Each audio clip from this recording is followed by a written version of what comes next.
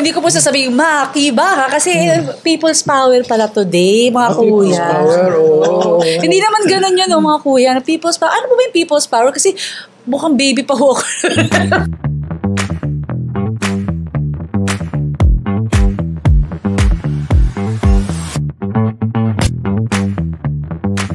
Hello, kamusta pong bawat isa? Yan. Welcome po sa Payong Kapatid.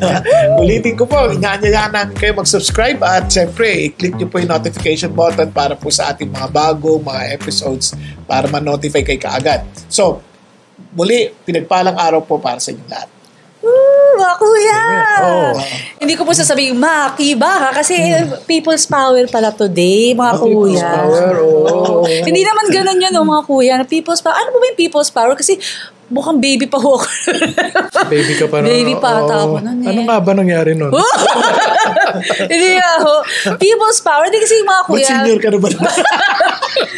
Nakamiwot na kagad. Hindi. Pero mga kuya, I mean, siguro in connection po, no? Kumbaga, syempre, alam ko naman sa history naman ho ng sangkatauhan maraming kaguluhan na I guess it's part of history po, no? Pero mga kuya, ito po sa buhay ko, part na ng history ng buhay ko to, mga kuya, okay lang po ba? Kasi minsan minsan na naimbitahan ho akong mag-lunch. Yung nag-imbita ho sa akin, talagang nirespeto ko at talagang medyo mataas ang katungkulan ho sa sa mundo, ganyan. Nagtanong ho siya, medyo nagulat ho ako sa tanong at medyo napaisip po. Ang tanong ho niya sa akin ganito, Tosca, paano mo makukumbinsi na mabait ang Diyos? At talagang nag-i-exist siya, ganun. Mabait ba talaga? Ngayon, kakainin ko na sana lechon. Hindi ko ngayon manguya. Kasi sabi ko, paano ko ngayon sasagutin nun? Mga kuya, paano po ba yun? How do I defend my faith? Diba? I mean, pero ano yung sinabi mo? Anong sagot mo sa kanya? Secret. Pero mga kuya, alam niyo, wala na siya. Wala Umuwi na siya? sa Panginoon. Sa abroad na siya? Hindi ho. Wala na ho siya sa earth Kaya nga napaisip ako, kuya, baka makatulong sa ating mga nanonood na. Napaisip ako na, was I able to seize the moment to share Jesus? At tama ba ang mga pinagsasasabi ko? Yun mga kuya. Kasi baka meron sila so mga basically, ang members. tanong niya is, how can you prove that God is good? Opo. Ganun ba yan? Actually, hindi naman bagong tanong yan. Luma na yan May tinatawag na Epicurean paradox, di ba? Ilabas ni Epicurus yun Alam ko may notes ako nun Epicurus, pero curious lang ako. Kasi philosopher yun Greek philosopher yun. Ang pangalan niya, Epicurus. Ito sabi niya sa tatlo niyang argument. If God is not able to prevent evil, kung hindi niya mapipigilan yung kasamaan, at hindi niya mapipigilan ng mga masamang bagay na mangyari, then malagay ko, hindi siya powerful na Diyos. Hindi ba kapangyarihan? So yan, Yung pangalawang kanyang argument is that kung ang Diyos ay willing na pigilan ang kasamaan, hindi siya talaga mabuti. Kaya naman niyang pigilan, ba't hindi niya pinipigilan? Ngayon, yung pangatlo niyang argumento, sabi niya, kung ang Diyos ay both willing and able na pigilan yung kasamaan at para mangyari, then bakit nag-exist ang evil? Ayun nga. Actually, yung tanong na yun, hindi naman yan luma. Matagal na yung katanungan. Ngayon, hindi rin siya madaling sagutin. Kaya ako, imagine nyo. Hindi naman ako pastor, diba? Nakikita mo sa mga discussions on the problem of evil. Yan. Yes. Bakit nagsasuffer ang tao? Katulad dun sa people power, di ba? Siyempre, kung ikaw yung side ng pinatalsik, bakit nangyayari ito? Kung ikaw yung side ng mga nagpatalsik, tapos after nun, hindi naman din agad bumuti yung lalagay natin. Ganyan. Bakit patuloy tayo naghihirap ng ganito? So, yun yung mga tanong Bakit tayo umaabot sa ganito kung talagang ang Diyos ay mabuti? Di ba? So, ngayon, gusto ko lang isayin natin, Sa Bible, sabi ng Bible sa 1 John chapter 4, na si God is love. When He created us really to love.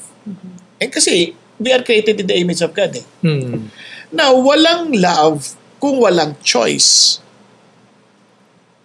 Kung walang free will yung tao. Correct. Walang love na nag-exist kung walang free will yung tao.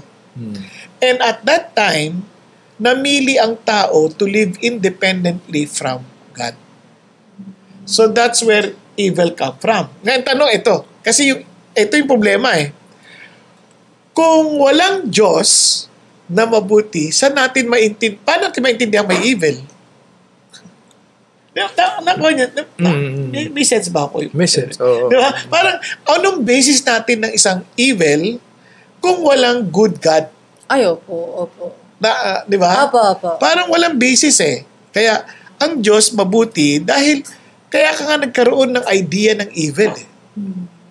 Diba? Kasi, how would you know pain kung di mo alam yung comfort? Opo. Diba?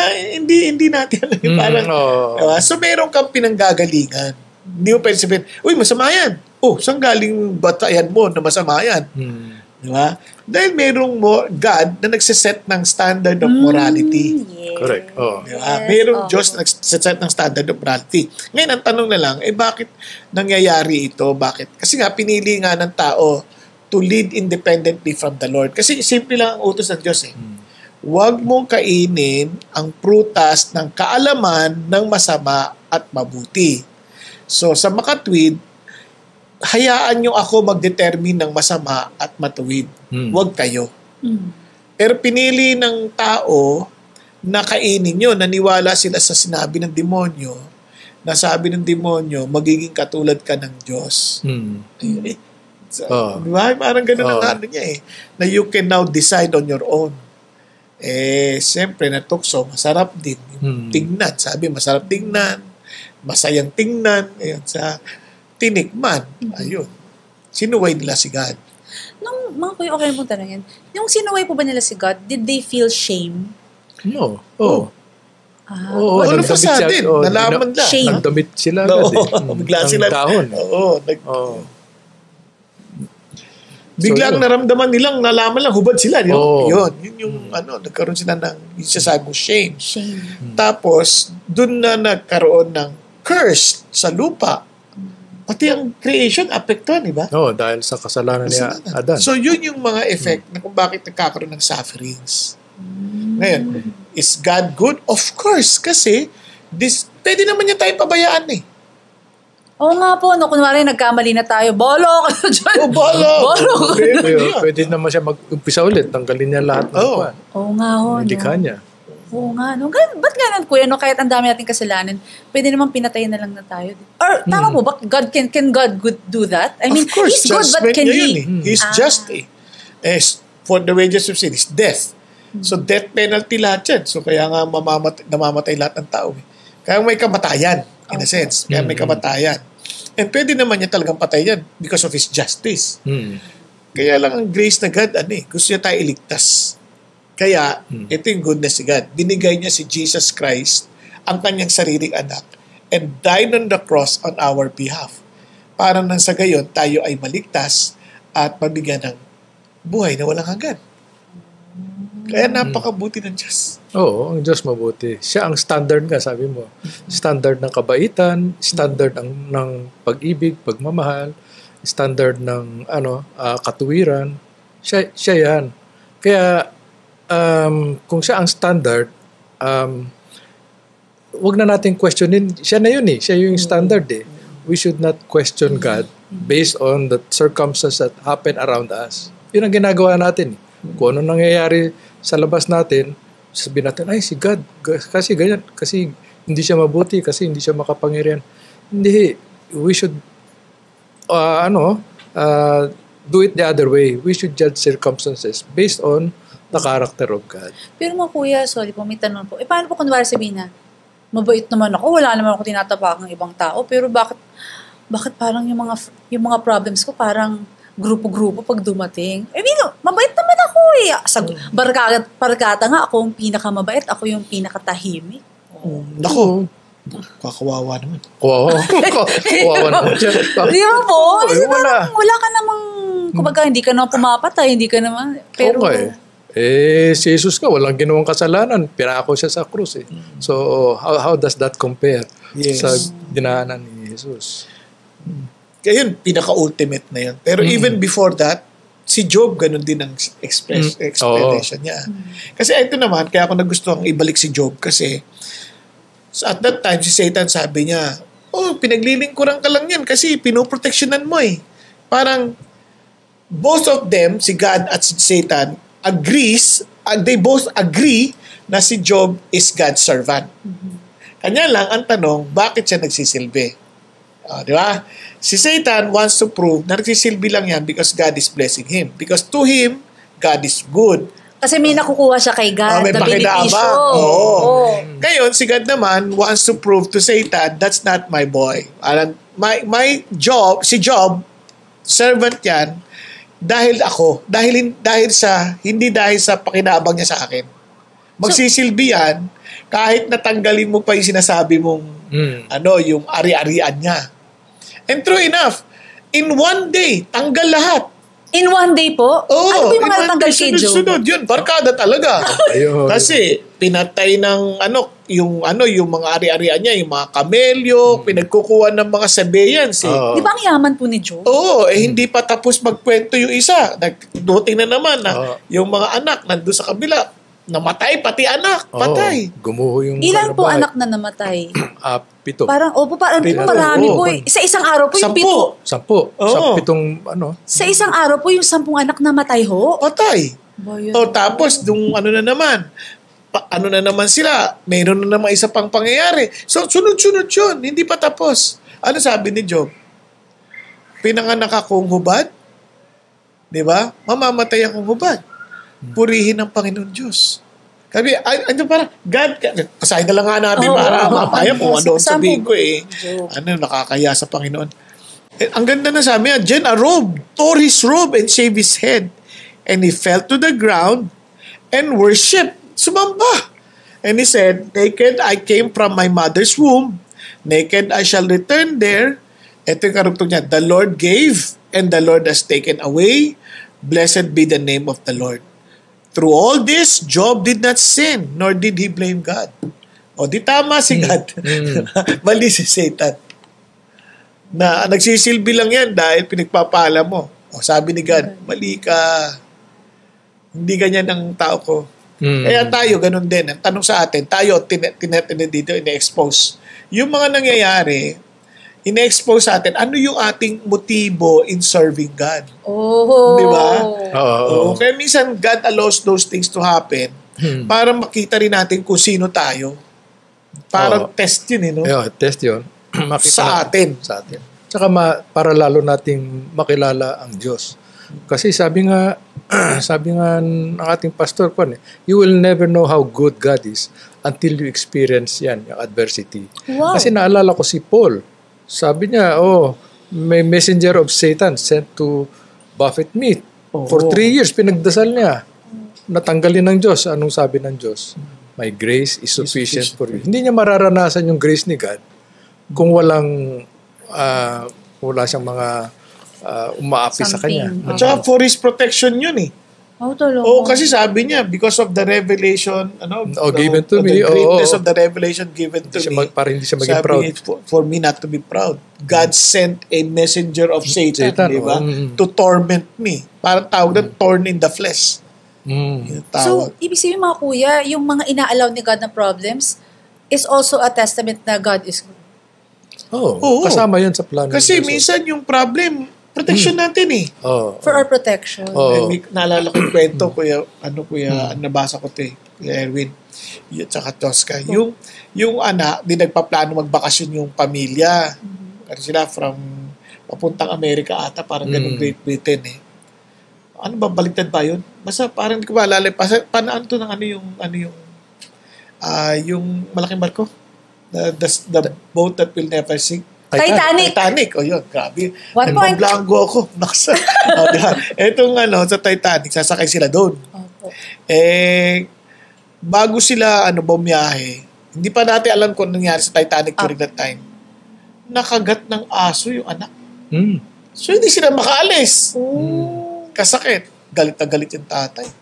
Bakit ngayon pa? Labo naman to. Panginoon, malabo. Kasi babiyahe kami, magbabakasyon kami, tapos biglang nangyari to. Tapos galit na galit. Nalubog yung Titanic. Biglang inakap yung anak. buti na lang nakagat ka ng aso. Oo. Di ba? Parang minsan, Oo. hindi natin alam yung buong storya eh. Oh. Minsan, protection pala yun. Hindi natin alam eh. Oo. Baka sabihin naman, siyempre may mga pilosopong paano yung mga nakasakay dun sa Titanic? Kung Ayun. paano nalubog? Oo. Ba't hindi sila napigilan? Ayun nga ho. Paano po yun? Malay ko. Sabi ko, hindi ko rin alam kung anong meron dun eh. Hindi ko rin talaga alam. Kung si, si DiCaprio, puro kalungkot. Leonardo. Doon sa palabas, di ba? Kung ano pinagkalungkot pinagagawa nila, dapat nakarte din.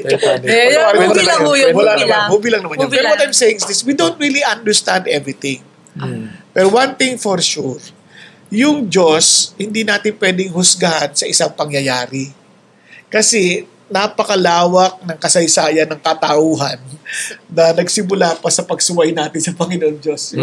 So, may tanong po ako mga kuya. Ito na po. So, doon po sa storya po ni Job, paano niyo po makukonvince sa buhay ni Job? Sa lahat ng nangyari, mabuti ang Diyos. Ang saklap. Pero paano natin makikita ang kabutihan ng Diyos sa buhay ni Job? Tingnan niyo ha. Total, pinag-usapan natin si Job na eh.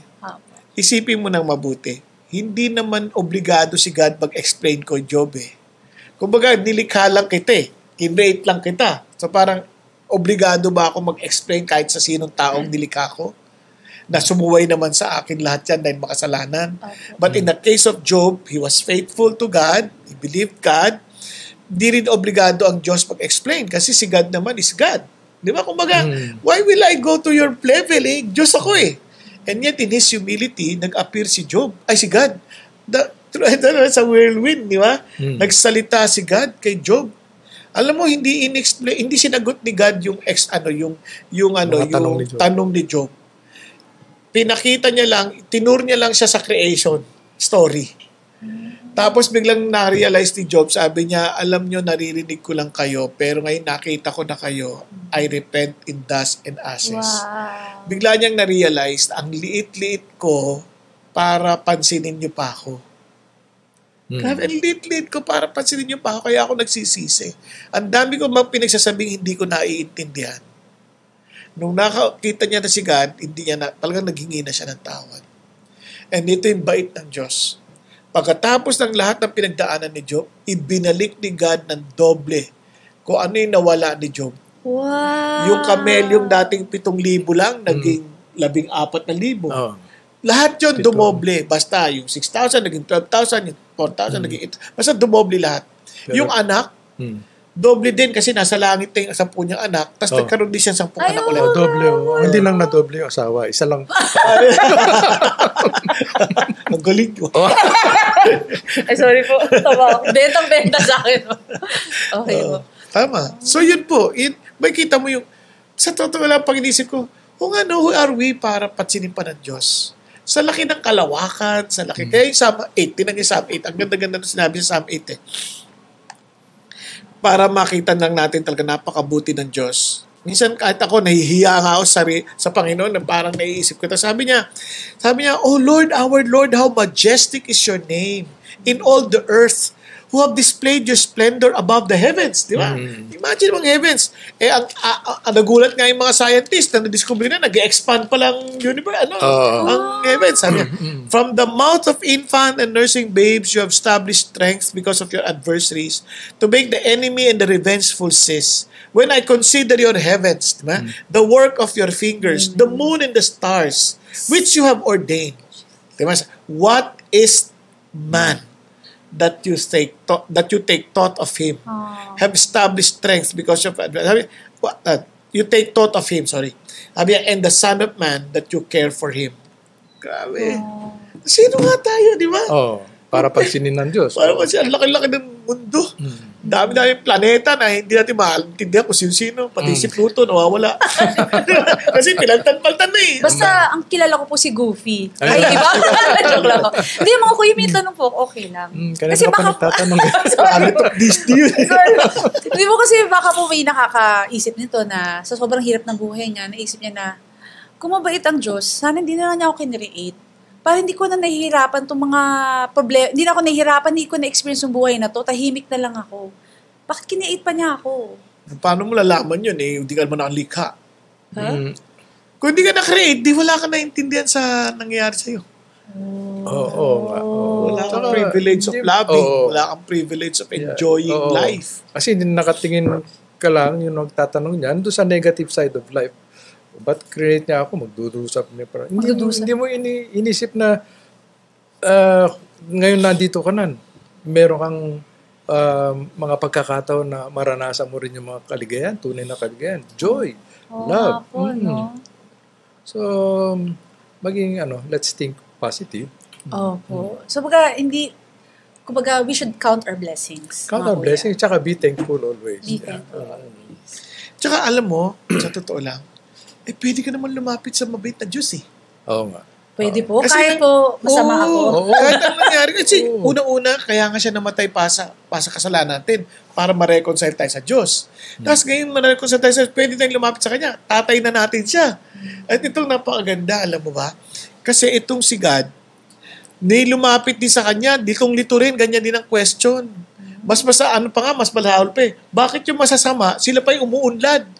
Oo nga Tapos ho. parang madali silang, parang hindi sila nahirapang mamatay. Kasi parang hindi nagugutom. Parang laging busog. Nako. Sino yun? Hindi, I mean, in the Hindi, basahin mo sa Psalm 73. Di ba ganun yung question ni Asaph? Sabi niya, sa sobrang taba nila, yung bilbil, nasa mata na eh. Di ba? Nakaka-hurt naman ho yan. Sabi, sa sobrang sagana. Kami mga kababaihan, medyo sensitive. Hindi naman babae, tinutukoy niya doon eh. Mga pangkalahatan. Tapos sabi niya, eto yung mabigat. Pagdating niya sa Psalm 17, until I entered into the sanctuary of God. Nung nag-worship na sa Diyos, there I realized that they were placed in a very slippery place. Parang hindi lang nila alam. Anytime may judgment sa kanila ng Diyos. Pwede ko maisip, I'm just being honest here.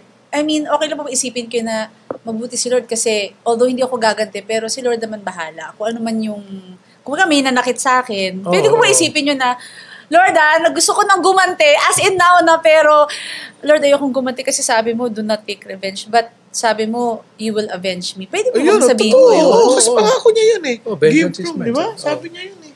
Kaya, praise God.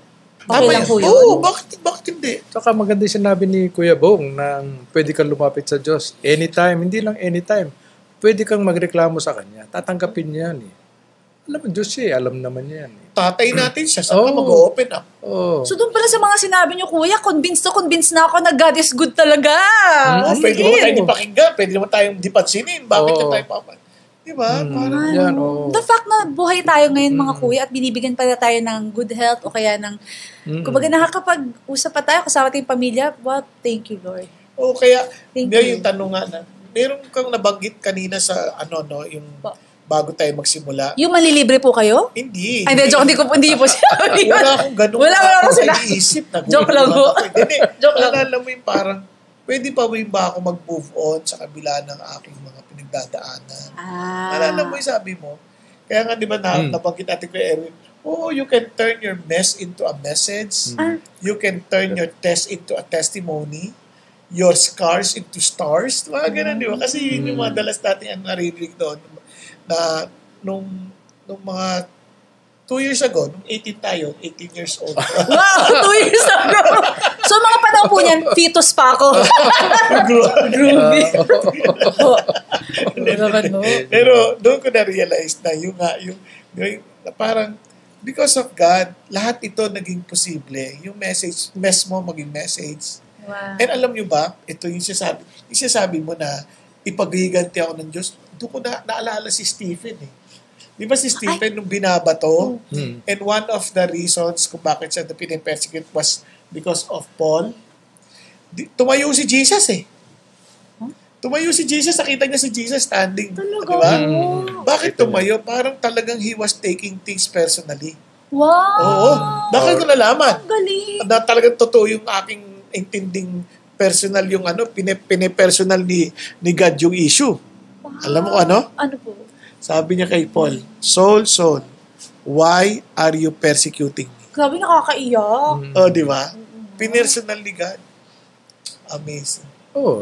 Tsaka meron naman siyang pangako sa atin na binibigay niya sa lahat ng tao. Sabi niya, do not touch my anointed.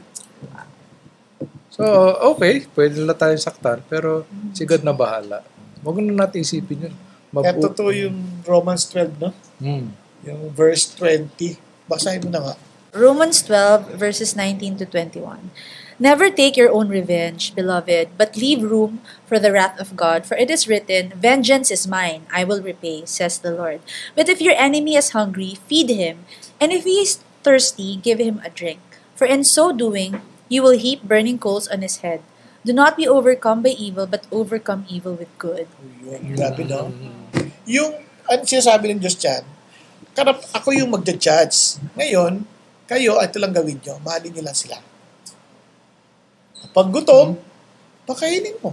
Huwag mo lagyan ng Dora, o kaya... Hindi ho! Naku, nakamamatay ho yun. Hindi ho. Pakainin mo. Pag nauhaw, bigyan mo ng tubig o maiinom. Diba? Alam niyo yung word na yung doing, you will heap burning coals on his head. Ano ba yung sabihin nun? Kasi yun practice Sunugin yun mo dati. Ano ba yan? Practice yun dati ng expression ng repentance. Pag nagre-repent sila, naglalagay sila ng coals sa haon. Isa sa mga explanation. Mga iba naman, during cold climate, lalagyan mo ng coal stove, para mainitan ka. Di ba comfort? Comfort. Hindi lagyan nyo ng pork chop sa taas. Pwede rin. Barbecue na lang. Hindi, kinain niya kanina yung nagutom siya. Ayan ho. Pero, ang ibig sabihin, mo dinadala mo siya sa issue ng repentance. Dinadala mo siya sa issue ng ma-realize siya, mali siya. So, ibig sabihin, in good times, in bad times, wala ho talagang lusot, mabuti si God. Amen. Amen. Kasi kahit saan mo pumunta, doon pa rin ang magsak mga kuya eh. Kaya sabi, what a friend we have in Jesus. That's what friends are for. Medley na yan ako. Good times and bad times, sabi ko. Diba? God is good really all the time. Amen. At dahil God is good all the time, hingan na po natin ng words of encouragement ng ating mga kuya. Mga kuya! Sa akin lang yung two greatest commandments. Number one, love God with all your heart, soul, mind, strength. Tapos yung pangalawa, love your neighbor as yourself. Ngayon, nung iniisip ko yun, magkadikit yan eh. Hindi mo pwedeng paghiwalayin yun. If you love God, you will definitely love your neighbor. And if you don't love your neighbor, you cannot claim that you love God. Yun lang sa akin. So, yung pagmamahal, very basic yan sa buhay ng isang Kristiyano. Una sa Diyos, pangalawa sa kapwa. At yung tamang pagmamahal lang yan. So yun ang sa akin. Thank you po. Tulad ng sinimulan natin, sabi niya, mabuti ba ang Diyos? Yes, all the time. And alam niyo, tulad na sinabi ni Kuya Erwin, napansin niyo, yung pagmamahal lang ng Diyos. Sabi niya, lagi natin iisip, love God with all of your heart, soul, and mind. Love your neighbors, you love your soul, yourself. Pag inisip mo buti, sino nakakasunod sa atin yan? Hindi. Kaya nung later on, pinakita ng Diyos ganito, and this is love. Not that we love God, but He loved us, that He gave His Son, Jesus Christ, to be the propitiation for our sins. Alam niyo ba kung ano ibig sabihin nun? Na yung galit ng Diyos na alis dahil sa sakripisyo ni Jesus Christ sa cross. At sino si Jesus?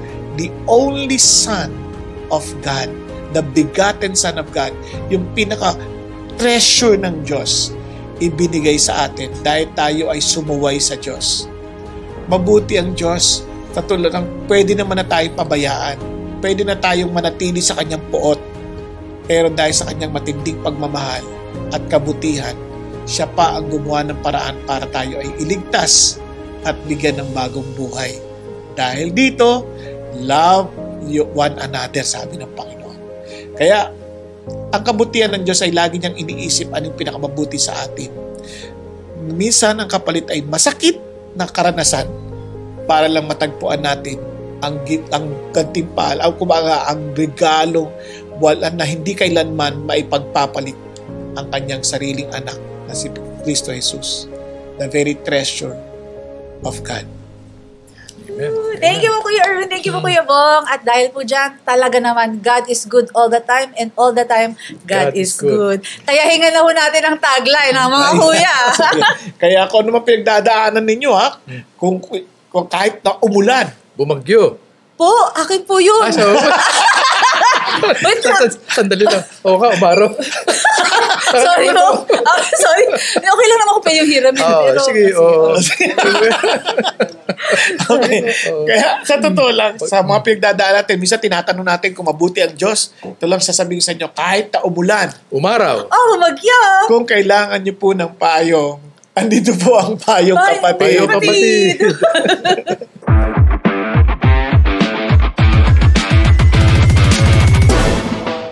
So sa ating mga kapatid at sa aming magiging mga kapatid, nais po namin kayo imbitahan na sumabaybay po sa ating Payong Kapatid through our social media pages. Meron po tayong 3. As of now, we have Payong Kapatid official Facebook page. We also have in YouTube, Payong Kapatid PH. At syempre po, sa mga mahilig mag-Spotify dyan, meron po tayong podcast, Payong Kapatid. Ayan, so mga kapatid, kasama ang ating mga kuya, sana po ay mag-like, share, and subscribe para po ay magkasama-sama tayo ng pangmatagalan and hopefully forever.